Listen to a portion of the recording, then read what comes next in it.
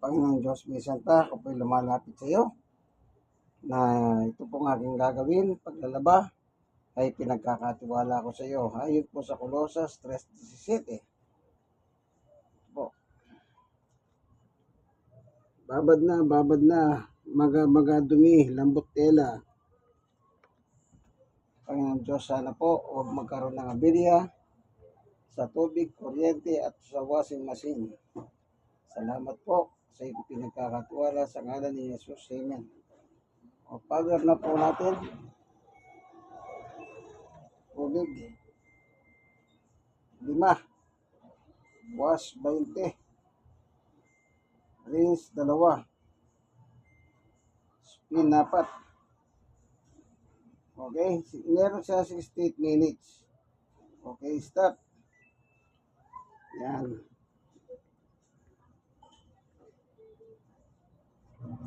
Ayun, mandar na po, kaibigan. Yan, nakababad yan. Siguradong namagana po yung mga dumi ng damit na yan. Nakababad, may sabon, may sunrocks.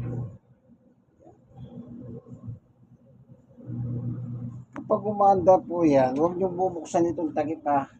Babalik kayo sa dating gawin nyo. Meron naman siyang post dito sa baba. Pindutin nyo lang yung post. Then pwede nyo buksan. Pero kung wala naman kayong ilalagay, huwag na nyo bubuksan para huwag siyang maistorbo. Kasi nagtatrabaho na siya si washing machine. Baka nang i-istorbohin mo, baka magalit. Di mo ba? Yan. May 2 minuto siyang umiikot. Mamaya ito yan, iinin siya ng konting tubig. So, dadagdagan naman natin yung tubig na kailangan niya. Itlak ng basura.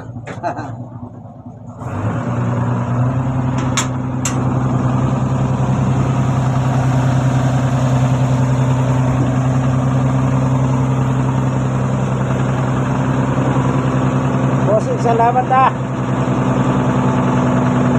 Sila po masisipag sila. Kahit tarawan, ulanan sila. Kumukuha sila ng basura dito. Lagit. Saludo sir. Tatay, lagit. Ito, mga masisipag ito, mga tunay na bayani ito. Kung naghanap na kayo mga tunay na bayani, sila na po ninyo. Yan, kumay lang, vlogger. Mga totoong bayani yan. Nakakatuwa po sila, kahit na medyo may kahirapan ng trabaho nila, magiliw sila. Okay, minto na. Ayan, nadagdagan na.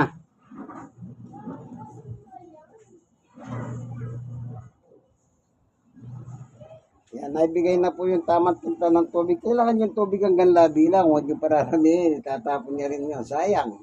Tatapon niya. Ako natuto ako nung araw, dinadabihan ko, tinatapon niya Loko-loko ito Imbis na siya sumunod sa akin, ako susunod sa kanya. Nakaprogram kasi yung washing machine.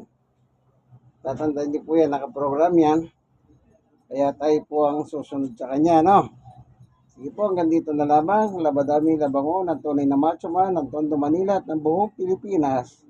Sa po ako senior citizen, 64, stroke nose, at person with disability. Bye-bye!